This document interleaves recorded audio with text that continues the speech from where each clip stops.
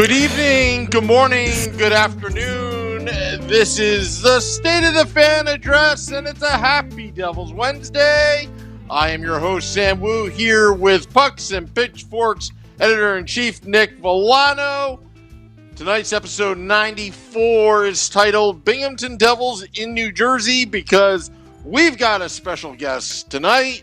His name is Rob Lippolis. He is the voice of the Binghamton Devils. We're streaming live on Facebook Live, Twitter, Periscope, YouTube Live, and Twitch on the Primetime Radio Network.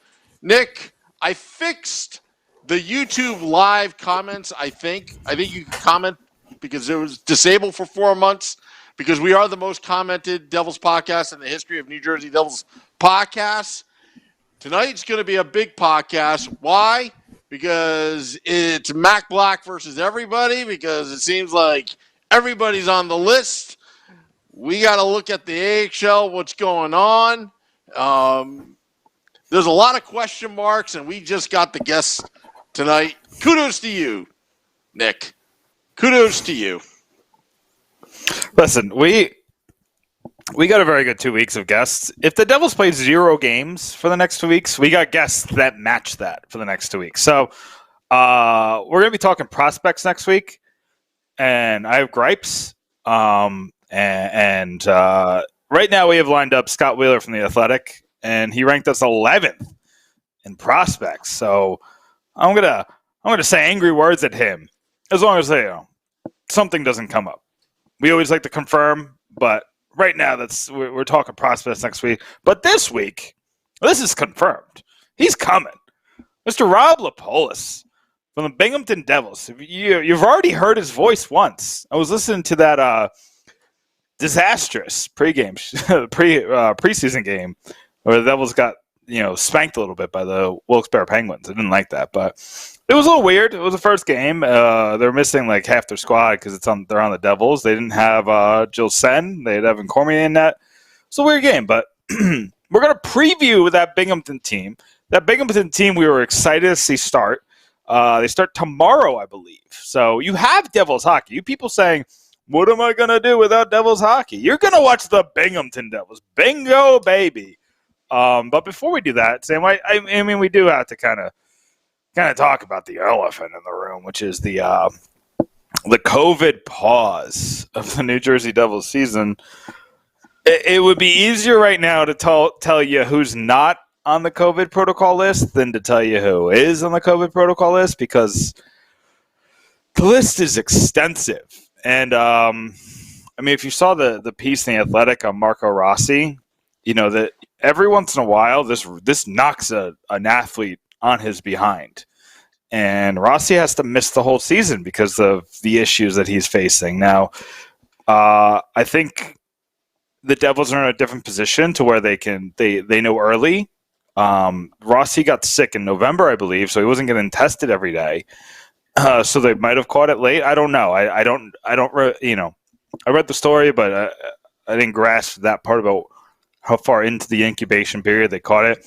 With the Devils, I'm assuming that somebody tested positive for it to be this much. So at least what I think happened, and I'm just connecting dots here, so this is not science, but I think that Palmieri, well, what happened is Zajac, something happened with Zajac first. And then they probably tested everybody after Zajac, and then they test them again the next day. Now, there's usually like a 2-day waiting period to get these test results back. So Zajac had it, and then they didn't get the results back from everybody else that they tested. And then Palmieri, they probably got the results from Palmieri in the morning. Threw him right on the COVID protocol list, but they couldn't exactly connect the two.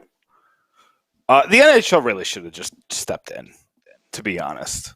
Like, the NHL really should have stopped this from happening, because the NHL really... I don't want to get political, so I'm not going to even get political. The NHL basically wiped their hands clean of this and said the teams will take care of it. The NHL doesn't pay for testing. The NHL doesn't regulate how you test. The NHL doesn't tell you how to test. They don't say you need rapid tests, which you do. You need rapid tests. I wasn't aware of that. Wow. I didn't know about that. It's up to the teams. The Hurricanes, when they had their little situation, changed how they did it. And they just started doing rapid tests for everybody. And rapid tests aren't perfect, but from what I gather, it's more likely to be a false positive than a false negative. So, you'd rather err on the side of caution and then wait for the PCR test, which takes 2 days, and then go from there. Wow. It's the it's almost like, you ever see somebody get mad at their coworker because they can't get mad at their boss? Yeah. That's how I feel like it is for the Sabres. They're mad at the Devils because getting mad at the NHL that's not going to do anything for them. So they're going to get mad at the whatever. So they're mad at the Devils. But again, they Minnesota just an hour ago, had to pause all activities for a while because they just had 5 tests. Like, this is, if you don't do a bubble, and we don't even, because the NWHL did a bubble, didn't work. Well, I mean, the NWHL was that bubble. It wasn't really a bubble. I mean, it was kind of like, to me, a bubble should be 2 weeks quarantine before you let people into the bubble. It was like they drove up the day before and everybody had to, self-quarantine for 14 days. Obviously, some of the players didn't follow it. And, and now the NWHL has completely suspended play of their bubble. So, again, it's frustrating. It's not fun to talk about because I'd rather be talking about, PK Subban or Mackenzie Blackwood. But right now, the reality of it is COVID does play a factor in all this. And the Devils right now, had a great win last Sunday, and it's just, this is now dominating the headlines. I just hope that the players are doing okay. The ones that are on the list. Again, what about the coaches? I guess we won't find out to the next game. I guess they don't announce those things, right? I mean, that's where you're more worried. I mean, Lindy Rupp is what, 60? Yeah. I mean, that's where you're more worried. There. Yeah. So, again, it's one of those things where, till this thing is over, this is always going to be hanging, over our heads. And, right now I think having a pause is a good thing. Let's not be too negative. It sucks, but it's a good thing. Yeah, as long as everybody comes out of it healthy and everybody is, they don't get those long-term impacts. They caught everyone early, it appears. They can give them the right treatments to get them healthy and everybody's okay. Yeah, after saying all those things, then it is clear. Yeah, then this is a good thing because you have time to get Nico Hischier back. Mackenzie Blackwood is back. He's been taken off the protocol list, which is a great thing. It gives you time to get Zajac and Paul Mary back. And, I mean, if you took Jack Hughes off this team, which, he's on the COVID protocol list, I don't even know what this team is. It's the McLeod line. That's what stinks, Sam. Can I just tell you that? We were ready to come on here and talk about that McLeod line and be like, we didn't give up on him and how good that he's playing with Bastian and Wood, and they're scoring goals and they're celebrating and they're excited. And then that Hughes line, Hughes looks great with Johnson, and Johnson really got going once he got with Hughes. And but now it's And we got to talk about COVID, and we got to talk about pauses, and we got to talk about how there's no Devils games for. They said February. What they say the 6th or the 8th. I'm getting confused. February 6th, Saturday, February 6th. Earliest game I don't think possible is February 9th. I don't think that's going to happen. I think Valentine's Day. And that's when you're looking. Yeah, that sucks. And I don't think any of these games are happening next 2 weeks. But if they do happen, especially with Buffalo mad, especially with a mad Buffalo Sabres team, they're gonna play very safe on this. How does this work? Okay, the AHL team is in New Jersey. You've got a home game February 9th against the Penguins. Do they play pretty much the AHL team against the Penguins? I mean, that's a question I've got to ask. I mean, are they really going to do that? I mean, no. There's a protocol that if you have, I think it's 5 players on the protocol list, and the game's postponed. Okay. They won't make you play your AHL team against an NHL team. I think it's 5, but don't quote me on that part. I gotta double check the protocol, but there's a number that says if you have this many players on the list, the game's postponed for a later date. So the Devils are obviously far exceeding that number. And listen, I'm not concerned. For the people saying cancel the season, I get that notion. I don't think it's invalid, but I don't think it's... I don't know if necessary is the right word. I think you can pull this off. I don't think the NHL did enough. I think not putting a streamlined testing process was idiotic. And you're asking for this to happen. I mean, you saw what happened in baseball. Baseball came on the verge of disaster. But they turned it around. Let's hope. Yeah. I mean, the NHL's already made changes. I'm assuming the Devils are going to make changes.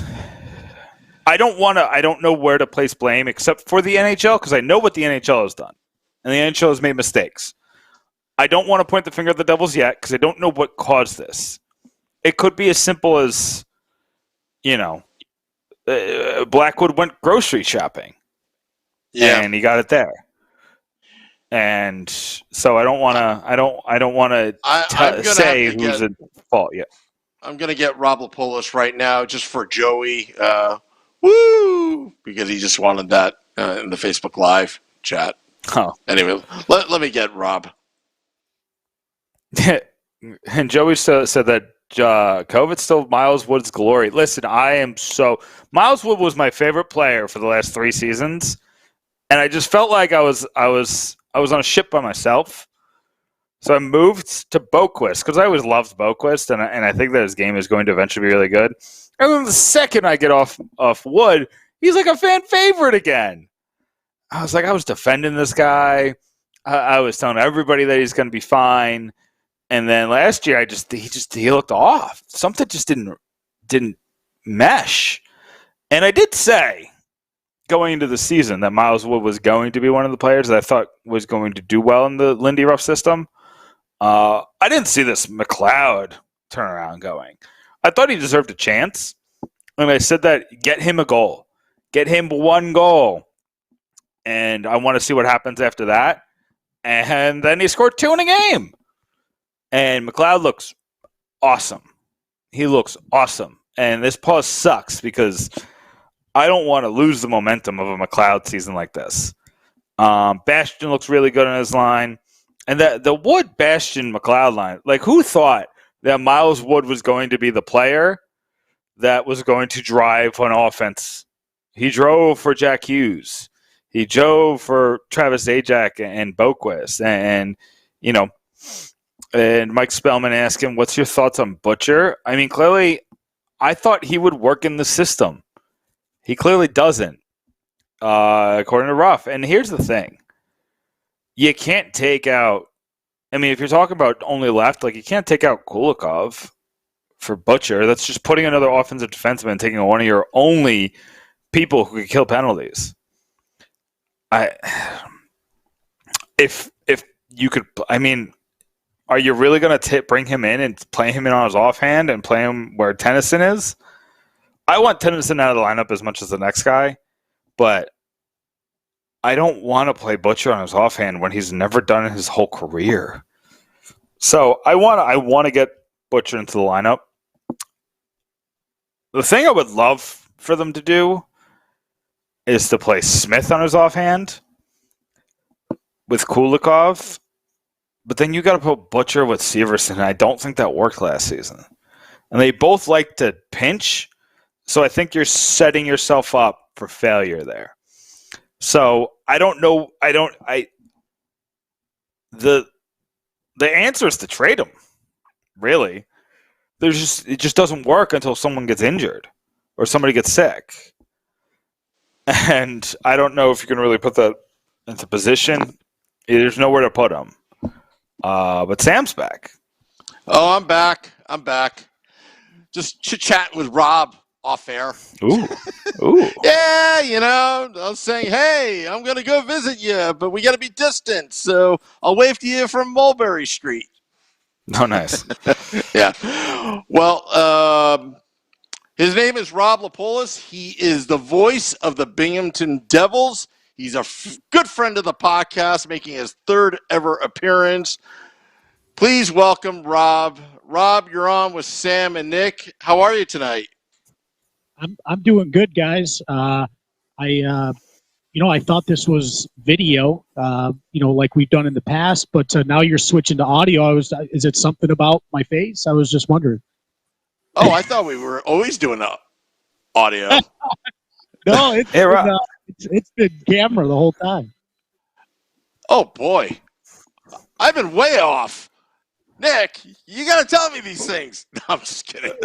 Listen, Sam, I thought it was phones. I thought it was through the phone, but then I remember we did Skype, and it's Super Bowl week in Tampa. I apologize. I'm trying to do two major things at once. So, Rob, that's on me.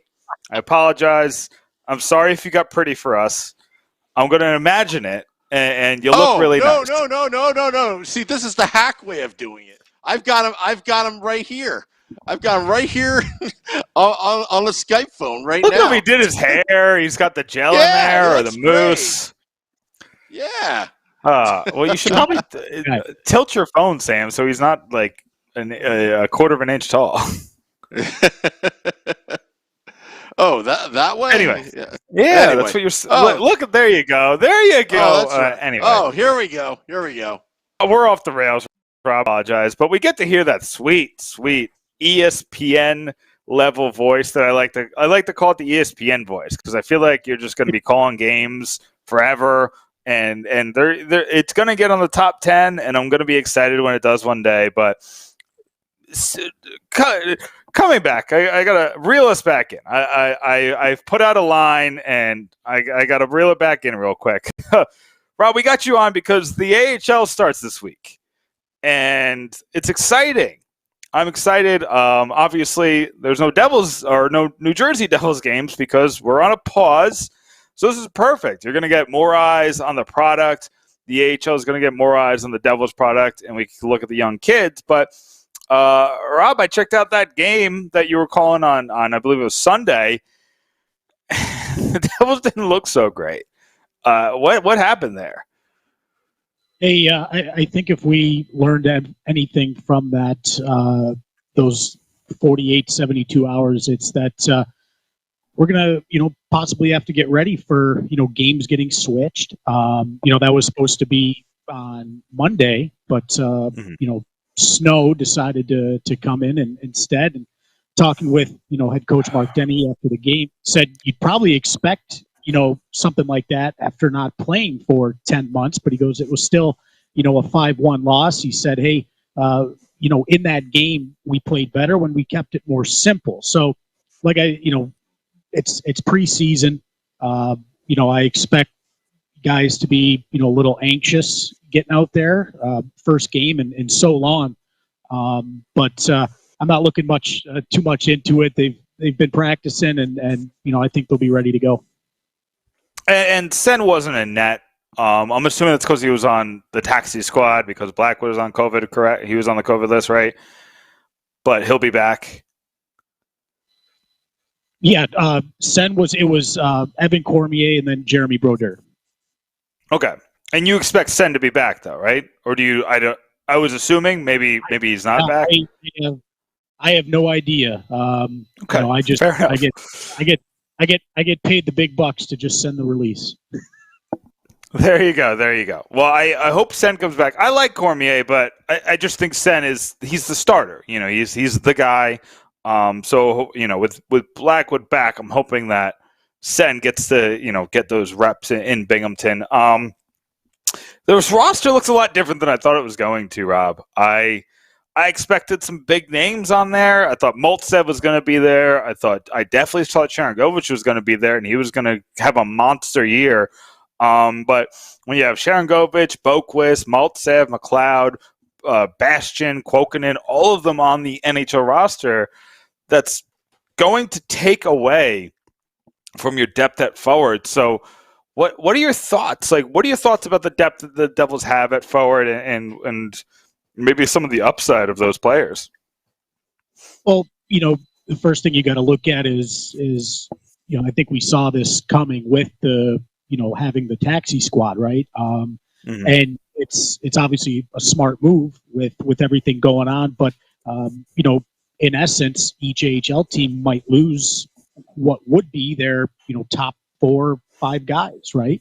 But every team has to adapt to that. But like you said, it's awesome seeing all these guys that were here last year and now they're with New Jersey. You look at Sharangovich, McLeod, Kuokkanen, Bastian, Maltsev getting his first game there, and those were guys who had huge impacts on the team last season in that second half run.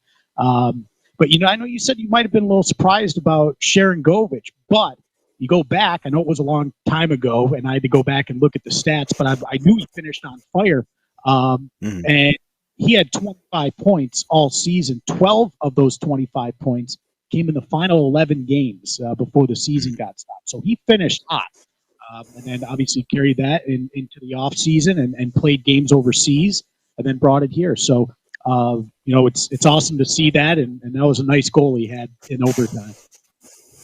Oh yeah, that was a wonderful goal, and you see flashes of it. He's cooled off a little bit, so I'm trying to figure out kind of where he fits in this roster right now. I think they just had to plug and play him right now, just because of Palmieri being out, Zajac being out, and I think that's kind of knocked him off rhythm. I think once we get back and they've had 2 minutes to practice on lines, or 2 weeks, I think that things will look better. I'm curious, and I kind of just want to jump, because you said that Sharangovich looked great at the end of the season, and he's kind of turning that into something this year. I'm curious about Boquist, because I remember talking to you before, and you said he looked electric. He looked like the best player on the ice at times when we talked to you, months ago. And I think he looks fine. I think at times he looks like an NHL player, but where's that guy that dominated? I don't know if you've caught enough Devils games to see what Boquist has been doing, but it doesn't look like the dominant guy that we saw at the end of the AHL season. Are you seeing the same thing? I mean, I don't know if I've watched enough with that, but all I remember is when he came to Binghamton, talking with him and his attitude was fantastic, and he scored in the first game. It was I believe breakaway in Utica, and he was fantastic when he was here, and if I expect to see that, and I think fans will, and I'm just speaking from what I saw when he was with the Binghamton Devils, and he was fantastic. You could tell he was on a whole nother level. Yeah. I'm not that worried about him. I guess I'm listening too much to the masses, Rob. The masses are worried about him, but you've said enough good things about Boquist, and I just want to bring him up because you brought up Sharangovich the end of his last season, and I just remember everything you said about Boquist and how good he looked. And catching, I caught a game here or there from Binghamton. He did at times just look electric on the ice. So, but kind of moving to the defense. While last year's team was driven by the forwards, it seemed, you got to think this year's team is going to be driven by the defense with the additions of Riley Walsh, Nikita Oktuk, and Kevin Ball, who I think right now is on the taxi squad, but I would expect him to at least spend a lot of this season in Binghamton. When Sammy Vatanen is ready to go, they'll move one of those defensemen to the taxi squad. I think Ball will go to Binghamton. But what are your expectations for this defense? It was a sore spot last year, and then Josh Jacobs as well looked really good in training camp. So it just seems like this is going to be a much better unit. First off, I had to ask him about 15 times, and I had to have him slow it down. It is Nikita Okhotyuk. So that's you could the tongue twister. Okhotyuk. Almost had it. We'll talk off air on it. I don't want to take up your time on that, but a lot of fans are super excited about the defense and the guys coming in. Of course, the Devils just signed Michael.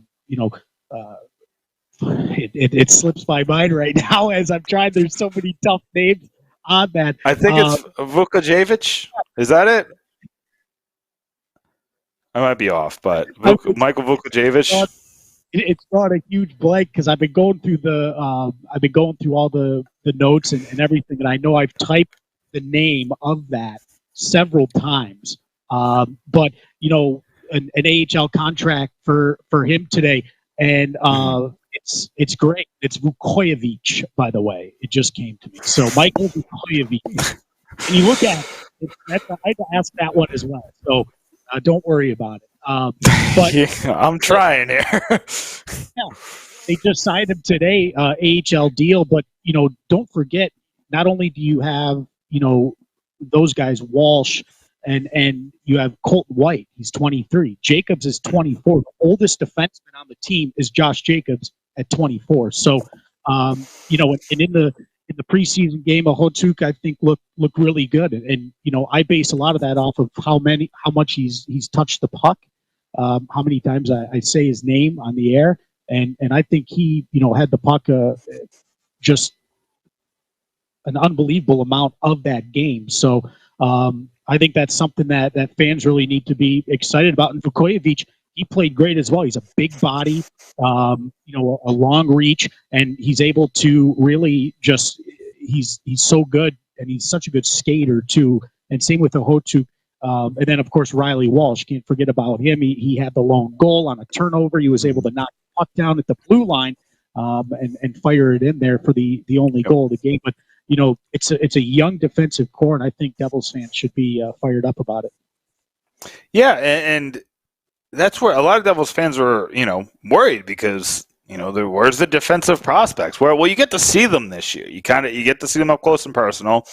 It's what I love about it is Dennehy now has a chance to kind of play around with the defensive pairs. I thought he was I don't want to say he was stuck last year, but when Jacobs struggled, I feel like it brought everything down a little bit. But, Jacobs did look really good. Do you think that he's since he's the oldest, would you expect him to be the leader of that unit, or what are you expecting out of just maybe the leadership quality, being that it's so young? Well, I think, you got to look at both White and Jacobs in that role where, it's when you see that, they're 23 and 24, but they've been in the organization. And I think that, I think they can really help the guys who are coming in for their rookie season. And again, we don't even know how long we'll see Vukojevic because he's in, he would be in the OHL right now, right? So with the CHL, the major junior rule and everything, if the OHL's to come back, he's got to go back to Kitchener. So that's it's if you want to get confused, look up the Google major junior rules when players can play in the AHL, the NHL. It all depends on if you're overseas, where you've played in juniors, you were drafted, if you've played in the USHL or college. So I'm not going to bore you with that. I would just confuse you. But look it up. It's interesting stuff. But it's great to see him here, and I know I'm excited to watch the defense this year. It's going to be a lot of fun. I'm really excited, and I'm definitely going to watch more Binghamton games this year, just because I started watching them last year, and honestly, I fell off a little bit because I mean, the way I put it is the Devils aggravated me enough, and that start of the season for Binghamton was just so frustrating to see them lose night in, night out, and just showed not a ton of growth. But then like that run at the end of the season sucked you right back in, and then making a run and then ending the season in the playoff spot. You can't say enough about the job that Dennehy has done with this team, and this is third season, and you're starting to see that real impact. And it's interesting because it's the third season, but this is the second Devils regime that is bringing him back. Like, he survived, the firing of Ray Shero, and obviously, this is Fitzgerald's guy. I believe Fitzgerald was the Binghamton GM when he got hired. So, he's basically, I would say, safe. But the fact that he's here and he went on that run, what kind of impact do you expect from him moving forward? Like, he seems like a really good coach. He's a great guy, and it's always tough for, I don't like speaking, on behalf of a team. I'm not in the locker room, right? I just, it's the only interaction I have is, in interviews and on the bus going to games and so on and so forth. But, you look at everything that happened the first half of last season, and it just clicked, right after Christmas break. And it was when the trade happened, bringing Nick Merkley and Nate Schnarr to the Devils. And then the big one was goaltending. Gilles Sen got hot, like second half of the season. He was fantastic. One of the best goalies in the league the second half of the season. So, as you got to look at, the leadership with Coach Dennehy and Ben Street, who was the captain, and he's back with us this season. But bringing in Merkley and Schnarr, Merkley was on fire, and Sen was as well. And if you have good goaltending, there's a very good chance that you're going to go on a run, and the Devils got that. Yeah, and this season's going to be weird, and I think that there are going to be runs. I think that if the Devils can ride the wave, I think that Calder Cup playoffs are in their future, and I'm excited about that. I'm excited about this team overall. It's been a little bit since the Devils could be really excited about AHL hockey. It's just been kind of a rough couple of years. And obviously that had a lot to do with having to redevelop the prospect pool and waiting for those prospects to graduate, and some of them jumping right to the NHL, like Nico and like Jack Hughes and a couple other, and like Ty Smith this year. But looking at the roster and understanding the type of season that they're looking at, they're staring in the face. Rob, what are your expectations? Do you think that they can go on a similar run? Do you think that they're going to have to take a step back because they have so much youth? Or do you think maybe they can play like they did at the end of last season all year? It's, talking with players, on Zoom interviews and whatnot here so far, the consensus is, hey, we have quote unquote unfinished business. That's the word. Ryan Schmelzer used that word towards the, after the season did eventually get canceled there. But, the way I was kind of looking at it, and I said, okay, how many games did they play in the second half of last season? And I was going after the Christmas break. So from December 27th on, the Devils played 32 games and only lost 7 of them. So now they're playing the 34th season. So they're going to need to probably go 26-8, I would say, to equal that. And with everything going on, who knows? I'm not going to say they will. I'm not going to say they won't. But it's going to be tough to repeat what they did in that second half of the season. But I think this year, the big excitement needs to be the young guys. The young guys coming in, the Vukojeviches, the Hochuks, the Riley Walshes of the group, and even up on offense as well. You got guys that they've signed. Fabian Zetterlund, who's obviously still here. Don't forget about Nolan Foote. I know fans are super excited to see him. Let's see how Marian Studenic do and Brandon Gignac. So I think fans are going to be excited, throughout the entire season, and we're happy. I'm personally to just be playing. It was we weren't sure what was going to happen. Everything's been great, down here so far in Newark, but you obviously miss the fans. You miss Binghamton. It's a great building. It's a great town, great city, and we're looking forward to the day where we can be back in front of fans. But Coach Dennehy has used we got to be flexible, and with one game getting canceled for preseason, then trying to get another team in, and then that one gets canceled as well, and then the snow moving a game up a day. We've had to be flexible, and I guess it might be good for the guys to have those types of things happen in preseason and before the season even starts, obviously. But there's a lot of people to keep an eye on, and I'm excited about it. And if you haven't already, it's the first two games here this Friday against Hershey, and then Saturday the Devils are in Wilkes-Barre, Scranton to take on the Penguins. Both those games are free on AHL TV, so you just got to sign up, and you can get those free for opening weekend. Yeah, and I watched plug what you guys are doing, because AHL TV, you can get every game, every single Binghamton Devils game, correct? Yep, and it's a little over $30 for every game, home and away, and which for everyone right now just seems like they're all away games because no one can go to the games. But you can watch every game on AHL TV, and again, like I said, Friday and Saturday they're free, free view they're calling it, and then each game will be back in Binghamton on Fox Sports 1430. That's also available. The Devils have a mobile app. You can download that, listen to the game for free. You can listen online. iHeartRadio app. So I like to say there's no excuses if you can't tune in. So are you also the voice on the radio app?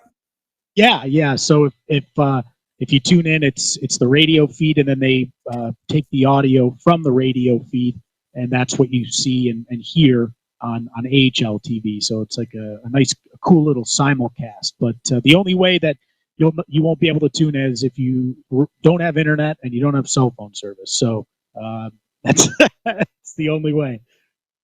I have to ask, because I've done radio and I've done TV broadcasting.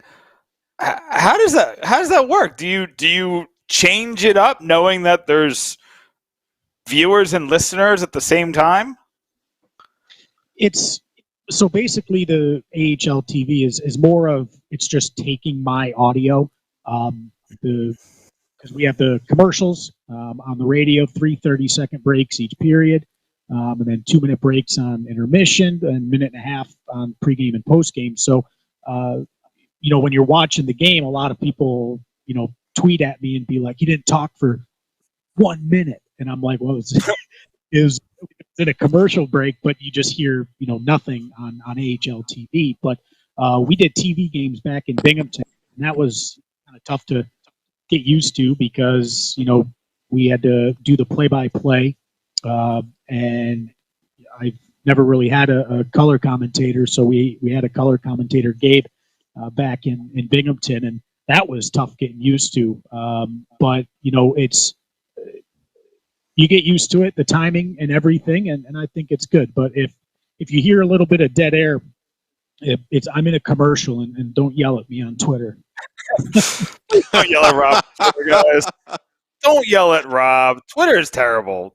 Social media is terrible. I hate it. But Sam gets mad at me when I say that. He's like, "Don't get mad at the Facebook gods. They'll knock us down." And I'm like, I don't care. Oh yeah, yeah. I mean, I as a hockey podcaster, there are certain things I do to prepare, Rob, that you can appreciate, because I know Murphy's Law is always in play, that if you don't verify, like I did with Nick before this podcast about Skype and all that, it will come back to burn you somehow. You could be 99.9% sure of something, but the day you don't verify and let up just once is the day you get burned. That's broadcasting. It's always been like that. Hey, right, Rob? It happens. It happens. And then, then you'll have technical difficulties and everyone's pointing the finger at you. So it's been there. We're good. We're good. But no, we're excited to have some hockey, and we know it's not the same. Not being in Binghamton, but we hope the fans can tune in, and if a lot of people have had tough times here, in the past year, and hopefully maybe for 34 games, kind of get that off their mind for just a little bit. And that's all hockey.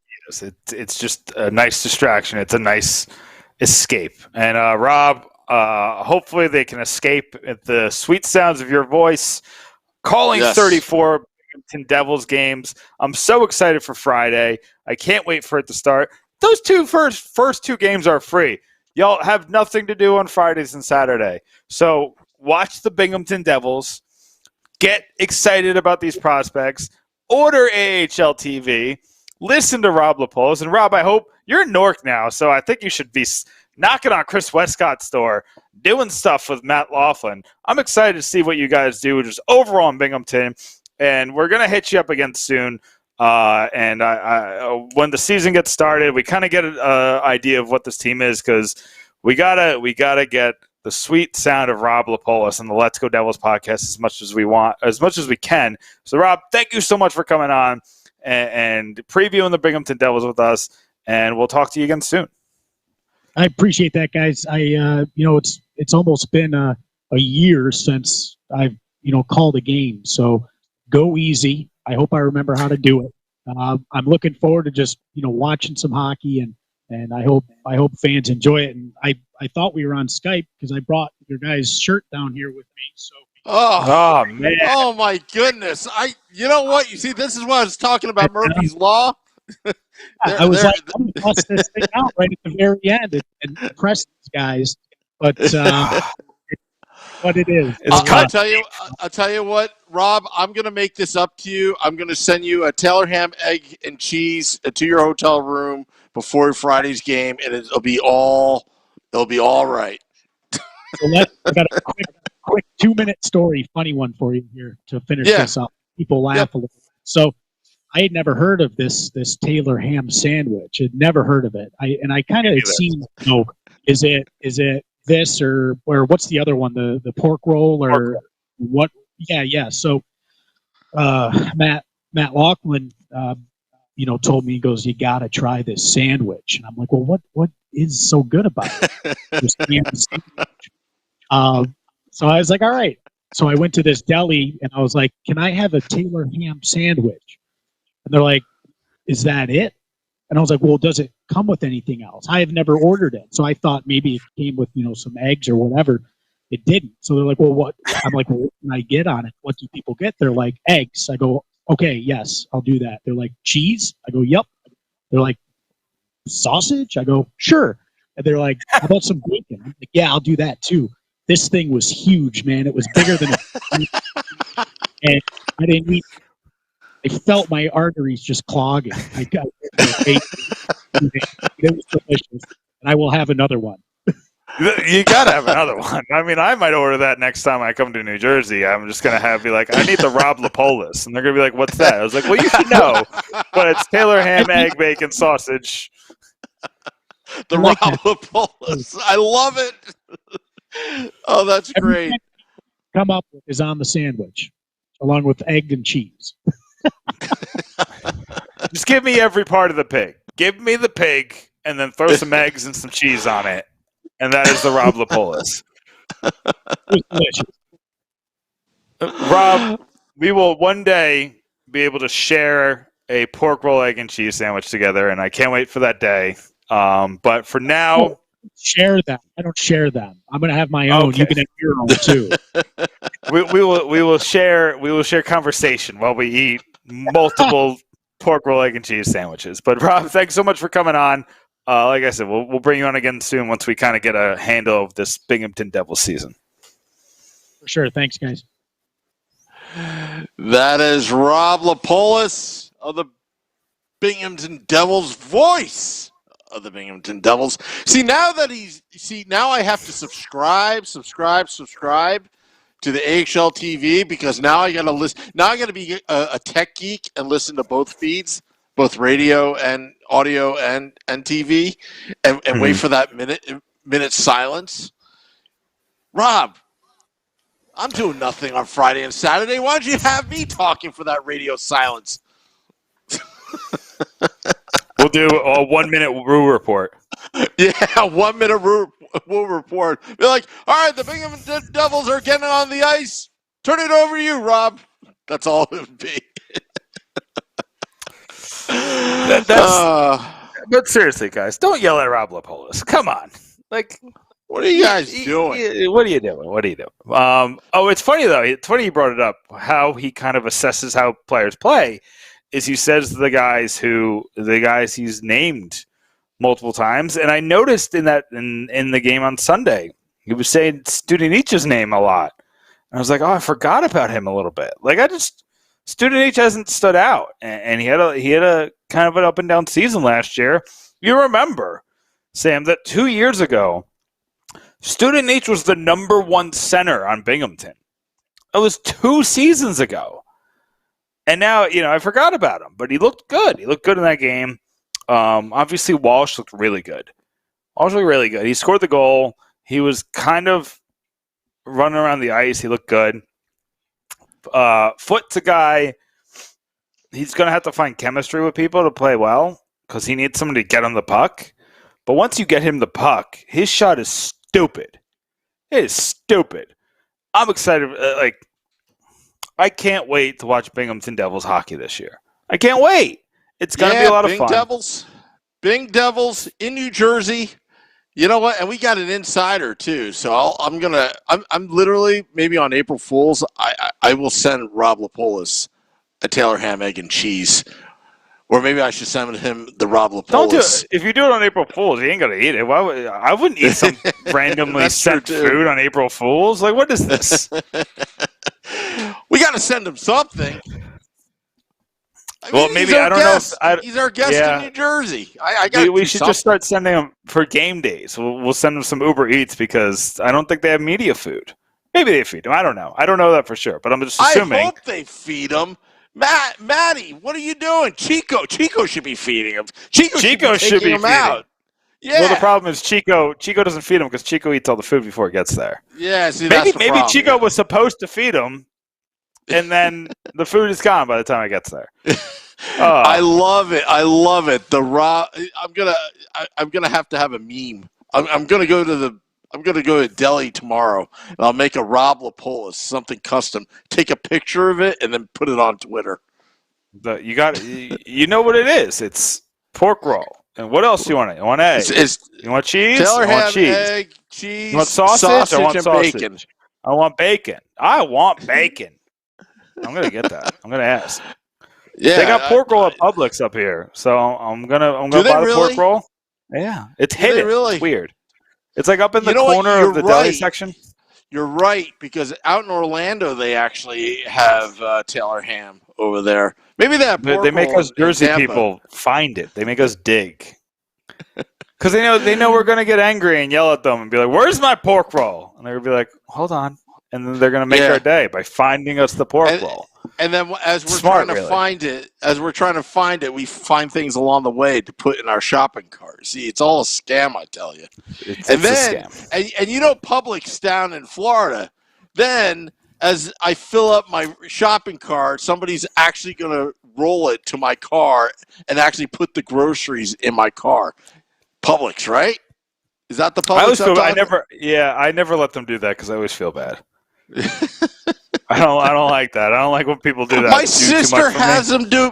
My sister, she goes off to college one time, and we were visiting. You know, poor college kid. Mom wants to buy all the groceries and all that, and then instead of like us pushing it, like that's when I discovered you could.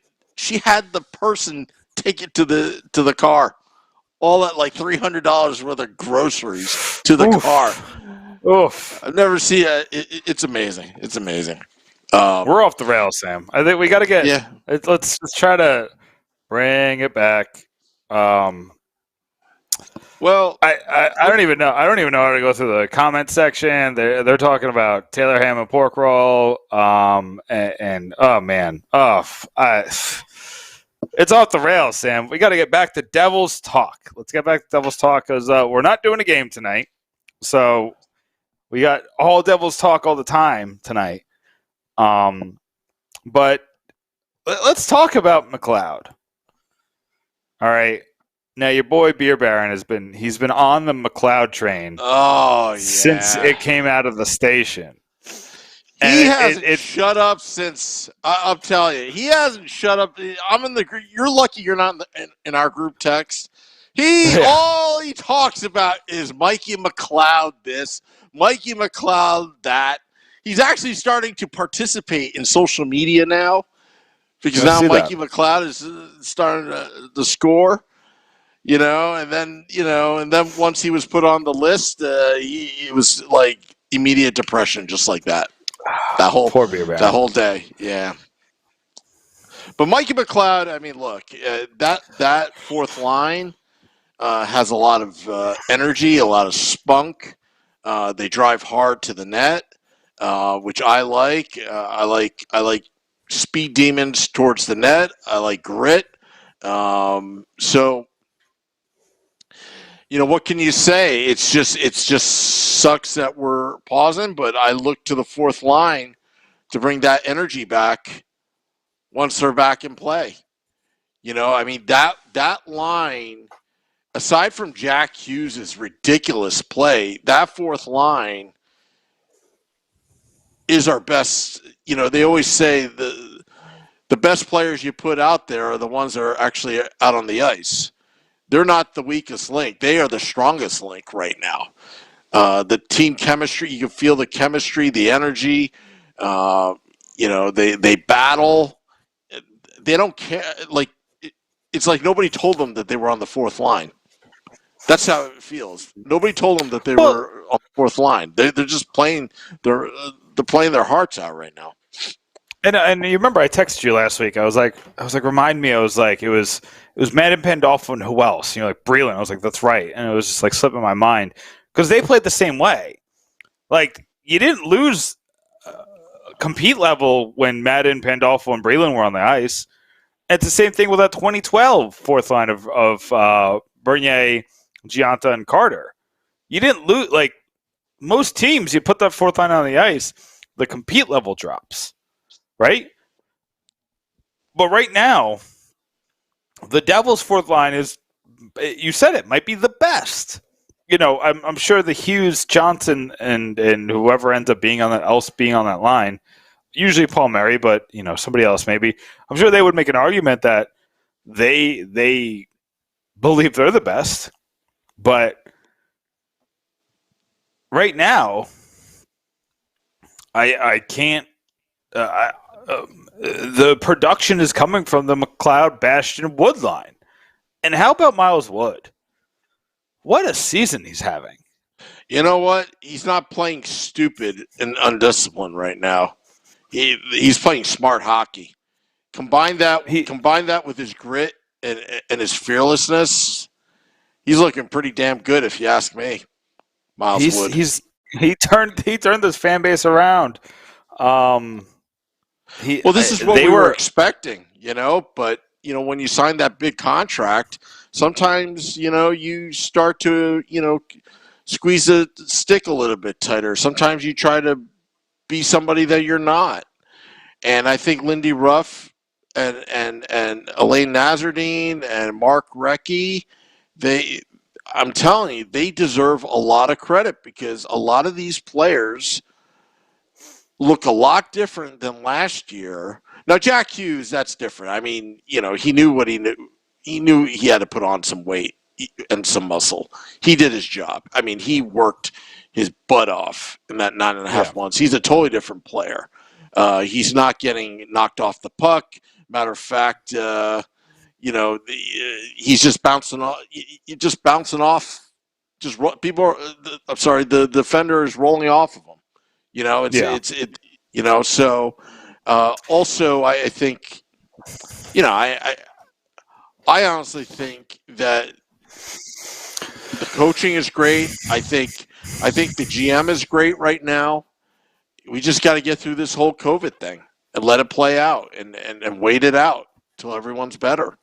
And Mac Black, glad he's back. He's going to take some time to readjust and get reacquainted.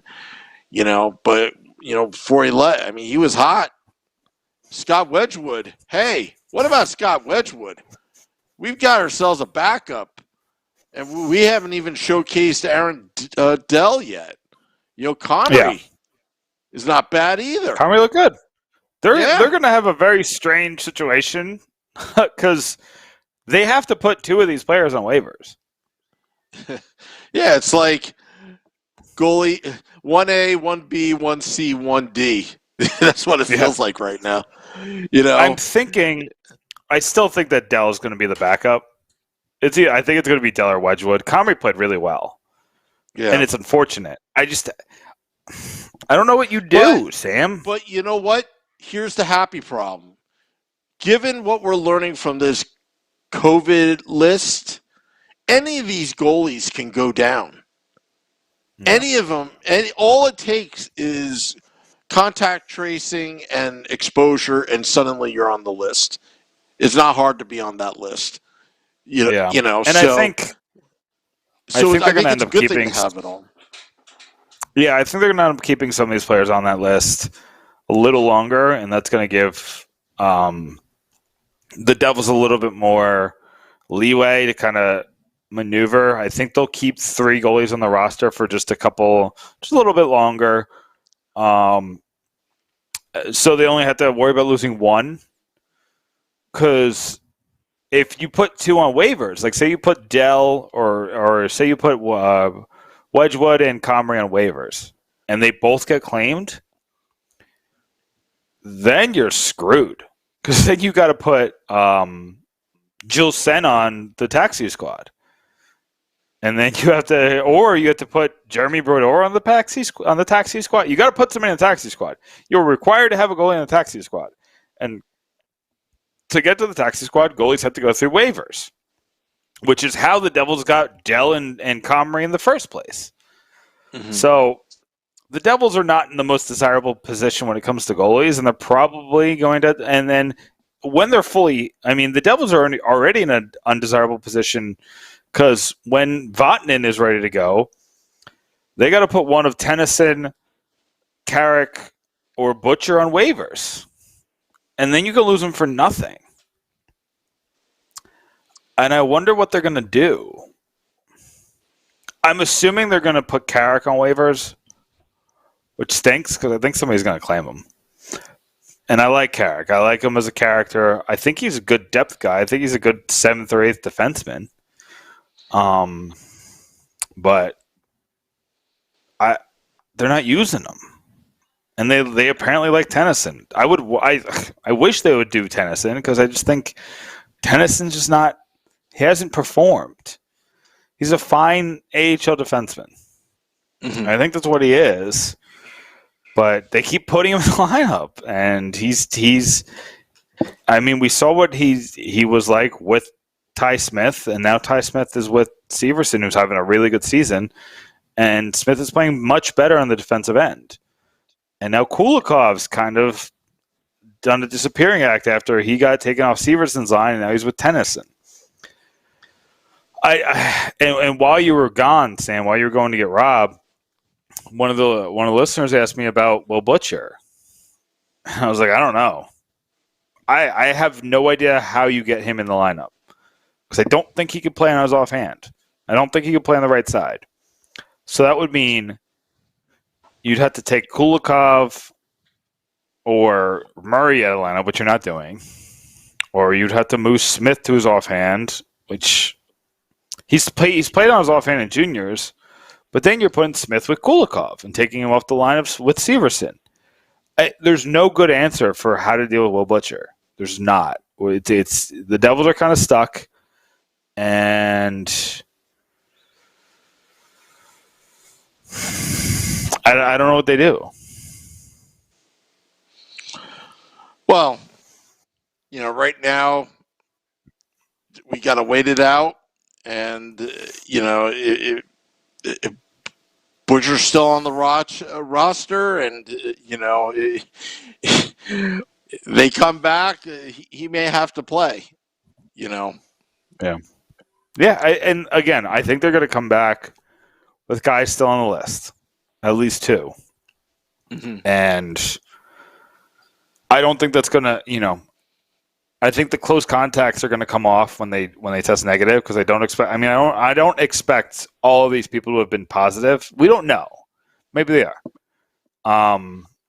But I would imagine that most of them are close contacts because they're on a team. They're sitting on a bench. They're breathing heavy. They're so I expect it, but I expect the ones who got it to stick on the list a little longer.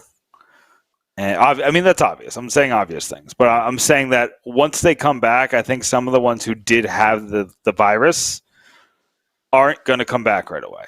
I think they're going to let them get through their entire intubation period and make sure, it's that heart. It's what it does to the bloodstream in the heart and the circulation that really scares doctors when it comes to young people and when it comes to athletes especially because, they need their body to be at such a high level. Yeah. So I believe that I think that's where they're worried. So I think they're going to hold some people back. And from there, then you got to worry about to circle back to the point I was making is that I think the Devils are going to use those extra spots to hold goalies so they don't have to put them on waivers. Yeah. Well, we'll still be here because I know some fans were worried like, oh, are you guys going to stop doing podcasts? We never take a shift off. We had 9.5 months of no Devils hockey. We're experienced, right, Nick? Yeah. What do you mean? Why would we take a break now? We went almost 10 months without Devils hockey. Yeah. And we gave you a podcast. Some of the messages I get, I'm like, Boulder Dash, we're going to be here. We podcast. Sam, this is why I hate social media. Yeah. I hate social media. I hate it. Oh, let me ask you this. Speaking of social media, I was the bane. Pucks and Pitchforks was the bane of social media this week because Charlie wrote a story about why he wanted Adam Henrique back. Oh, and I saw that. I personally don't want Adam Henrique back because his contract's bad. I don't think he's a bad player. I think his contract sucks. I don't want his contract, but I've never seen. That's a lie. I've seen vitriol like that, but people talk. The best is when people talk bad about it, and then other people tag me, and then I have to explain to them like I didn't write it, but it's fine. Like it's not a big deal. Like it's one opinion on one subject that's really, really not that terrible. And then I love Vinny Parisi because Vinny Parisi's like, I'm going to write a trades piece on it because everybody's mad. I'm like, okay, Vinny, cool. I'm going to take the day off from social media that day. How about that? No, it wasn't that bad. Vinny did a good job with it. And, it's on pucksandpitchforks.com. There's the cheap plug, but it's cheap plug. We plug Pucks and Pitchforks. There's a logo right below. There you go. There you go. I got to sneak it in. I got to sneak it in sometimes. But I try to explain to people that at any time, I have between 11 and 15 writers. At any time. We have 11 steady writers. And then every so often we'll get some new applicants. We'll get some, some people will come back and write another one and whatever. But we always have 11. They're going to have different opinions than you guys. Some people love Adam Henrique and would do anything to get him back. And Adam Henrique was my favorite player when he was here. He was the only guy I went to meet. And it was funny. When I met him, I said, one day I'm going to write about you. He's like, that's cool. He didn't really care, though, because I was at the end of the line, and the line was like 2 or 3 hours long. So he was not a fan. But not that he wasn't a fan. He was just tired. You're meeting a lot of people, and you're making small talk, and you're kind of just over it by the end. Still better than the time I met Ric Flair, but that's neither here nor there. I think Henrique, I think as a player, I would take him on the roster. But that contract, no. He's making $5 million for the next 3 seasons. That contract is terrible. That contract is outright terrible. And the fact that the Ducks gave away a 3rd-round pick to sign him to that contract is just awful. And you know what? It's weird. This season, Rick was actually really good last year. So it is what I'm. Be nice on Twitter, folks. Yeah. Alrighty. Well, Nick, it's that time of night. I think we're going to need to close the podcast. You hear the music? I do. Yeah. Well, we want to thank Rob Lippolis for coming on, giving us the inside scoop. Want to thank you, the fans, for tuning in. Nick, do you have anything to plug? It's going to be a crazy week for me. I'll write something. I don't have anything specific, but pucksandpitchforks.com will have new stuff every day. Awesome. Well, till next time, let's go Devils.